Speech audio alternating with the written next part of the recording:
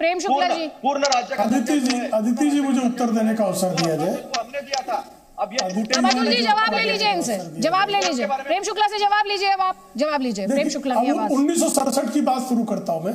नाथुला में 1967 में जनरल सगत सिंह ने 300 चीनियों को मार गिराया था और उसमें इंदिरा गांधी के ऑर्डर नहीं थे और उसके लिए जनरल सगत सिंह को बाकायदा ट्रांसफर किया गया, पनिश किया गया, जिसका रिवार्ड किया जाना चाहिए था। चीन की सेना की तरफ से 70 भारतीय सैनिकों का बलिदान हुआ और उसके बाद जनरल सगत सिंह ने तोपें खोली और तोपों से उनके 300 सैनिकों को मार गिराया और तोप खोलने का ले फिर चिल्ला रहे हैं। बड़ा विचित्र है। मैं इनको अतुल जी उनकी बात पूरी हो जाने दीजिए।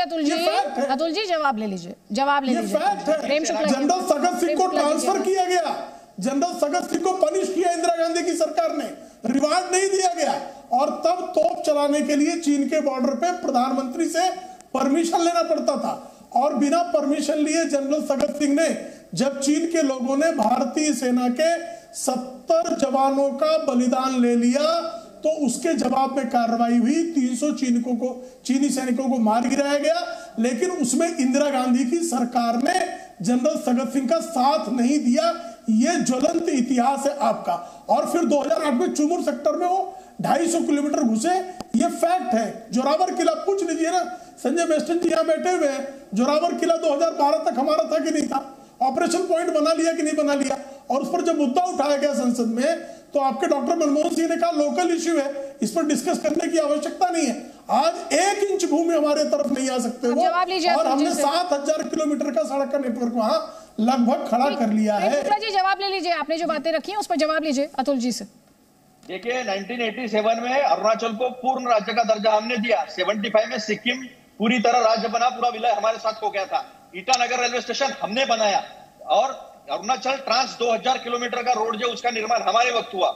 जो ग्लोब मास्टर है C117 उसका लैंडिंग हमने 2013 में करवाया और उनको जब बॉटल नेक में आया थे वहां से भी उनको खदेड़ निकाला था। आज वो बॉर्डर के अंदर है, आज वो 2000 स्क्वायर किलोमीटर का एरिया ऑक्युपाई करके है और इसीलिए आप डरते हो चर्चा करने के लिए और झूठी बातें बताते हो। 1967 में भी भगाया था, किसी के ऊपर कोई कार्रवाई नहीं हुई थी। और अदिति जी आज मैं आपके चैनल से मांग करता हूँ, एंडरसन भागवत रिपोर्ट जो है, एंडरसन भागवत रिपोर्ट, उसको अभी डिक्लासिफाई किया जाए और पब्लिक किया जाए। इनका जितना भी झूठ है जो सुभाष चंद्र बोस के बारे में निकला था वो यहाँ पर भी निकल जाएगा और सारा सामने आ जाएगा कि इनका रोल क्या था और ठीक है, जवाब ले लीजिए प्रेम शुक्ला जी। ने किस तरह से शहादत की थी।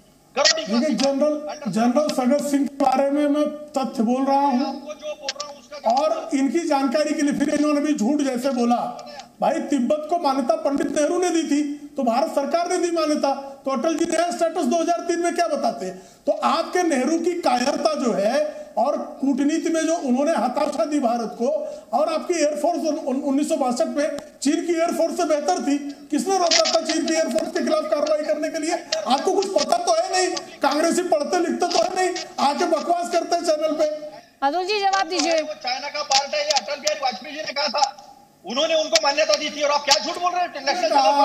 नेहरू देख के आ गए, नेहरू का निकम्मापन 1954 में सिद्ध हो गया था महाराज। 1947 में नेहरू जी ने कहा था तिब्बत हमारा पार्ट नहीं है और हमारा पार्ट कभी नहीं था तिब्बत। और 2003 में तिब्बत चाइना का पार्ट। अगर अब आप लोग 2022 पर आ जाएं तो बेहतर होगा। मैं 2022 पर आ जाती हूँ। जनरल मेस्टन 2022 पर आ जाइए, आप सब 2022 पर आ जाइए।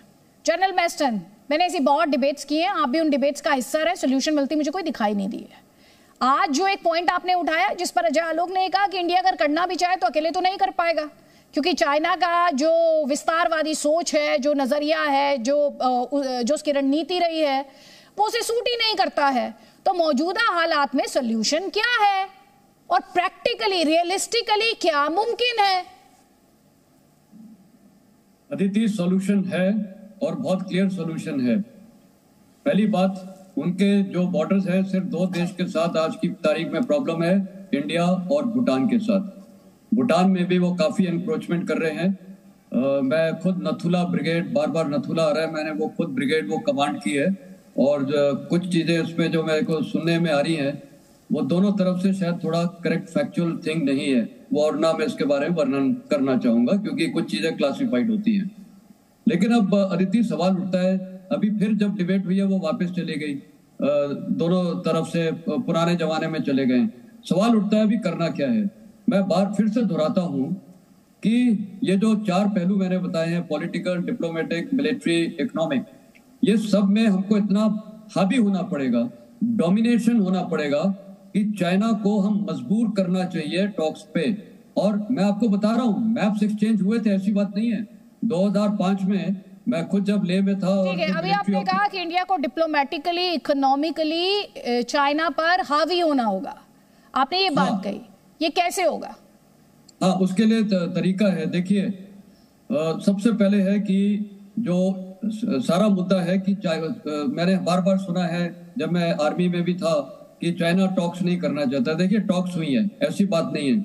जॉइंट वर्किंग ग्रुप हमारे एक्सचेंज हुए, मैप्स तक एक्सचेंज हुए थे।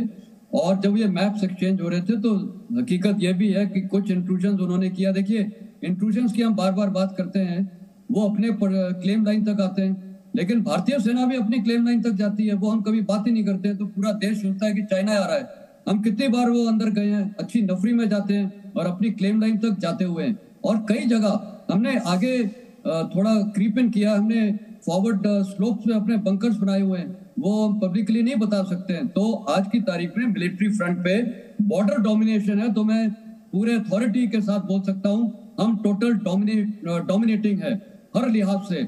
और जो ये उनके रोड ट्रैक्स बन रहे हैं और जो उनके कैंप्स बन रहे हैं वो लो लाइंग एरिया में बन रहे हैं, वहां से हम आराम से उनको फायर और ऑब्जर्वेशन से बर्बाद कर सकते हैं। ये हकीकत है, उनके कोई बंकर्स नहीं है अमूमन तौर पे, हमारे 100% बंकर्स हैं। कमेंट प्रियंका जी, आप सुन रही है जनरल मेस्टन क्या कह रहे हैं? वो कह रहे हैं कि बॉर्डर पर इंडिया पूरे तरीके से डोमिनेटिंग पोजीशन में। अदिति जी, देखिए, 2 बातें हैं जो इस पूरी डिबेट से निकल के आ रही है। पहले तो प्रेम शुक्ला जी से जब उनकी नाकामी के बारे में पूछा जाता है 2022 की, तो वो नेहरू जी की नाकामियां गिनाने लगते। इस तरह सोल्यूशन नहीं निकलेगा। जैसे सर ने कहा, अगर आप अपनी कंट्री को ही छुपाएंगे, कि बोलेंगे कि कोई ना घुसा है ना कोई घुसेगा। सर, एक सेकंड, आपके बीच में नहीं बोली, आप इनको लेक्चर दे रहे थे। अभी आप अभी कांग्रेस को लेक्चर दे रहे थे, आप कांग्रेस को लेक्चर दे रहे थे। प्रेम शुक्ला जी, 1 मिनट उनकी बात प्रेम शुक्ला जी, उनकी बात पूरी हो जाने दीजिए प्लीज। आप सोल्यूशन पे तब आएंगे जब तो चर्चा करेंगे ना। अगर अपने देशवासियों कोई बोलते हैं ना कोई घुसा है ना कोई घुसेगा और पेंटागन सच बताता है, तो ऐसा तो नहीं होगा ना सर। आपने जो 2 फंड ले रखे हैं उनको क्लियर कीजिए कि किससे आपको फंडिंग मिलती है। पीएम केयर्स फंड को क्लियर कीजिए, आप क्लियर कीजिए ना, दिखा दीजिए, दिखाइए ना। थोड़े केजरीवाल की तरह सर, करप्ट आप हैं, इसलिए आप छुपाते हैं। केजरीवाल की तरह आप सर इतने बड़े करप्ट हैं कि आप करप्ट हैं, जेल में वसूली कर ले, बिका हुआ आदमी। कमेंट अजय आलोक, जल्दी से कमेंट अजय आलोक का। देखिए, हमें अपनी सेना पे क्षमता पर, सेना की क्षमता पे कभी भरोसा नहीं छोड़ना चाहिए और उन पे कभी शक नहीं करना चाहिए। और अभी आपके डिबेट में जनरल साहब ने कहा कि हम डोमिनेटिंग पोजीशन पे हैं, तो हम रहेंगे। ये स्कर्मिशेस होती रहेंगी चाइना के साथ। वो अपनी विस्तारवादी नीति छोड़ नहीं सकता है और हमें उसे डट के जवाब देना है। कूटनीति अपनी जगह चलती रहेगी। और व्यापार की जहां तक बात है, मुझे लगता है कि आत्मनिर्भर भारत पे जितना हम फोकस करें वो हमारे देश के लिए उतना अच्छा होगा। अतुल जी, एक जो मेस्टन जी ने कहा था कि एक जॉइंट पार्लियामेंट्री कमेटी होती है डिफेंस को लेकर, उसमें भी चर्चा होनी चाहिए। सर्वदलीय बैठक जो, उसमें भी चर्चा होनी चाहिए। और जो देश में, जो देश के लोगों को कॉन्फिडेंस में लेने का जो प्लेटफॉर्म है वो है पार्लियामेंट, वहां पर भी चर्चा होनी चाहिए। और एक देश में और एक विदेश में एक ऐसा मैसेज जाना चाहिए कि yes, country is standing together. तो ये मैसेज नहीं जा रहा है, तो हम यही कह रहे हैं कि आप डरो मत, हम साथ में हैं, हम चर्चा करेंगे। जिस प्लेटफॉर्म पर जिस बात को करना है उस बात को करेंगे। अरे चुप बैठिए ना अजय आलोक जी, आपका दिमाग मुझे पता है कितना है।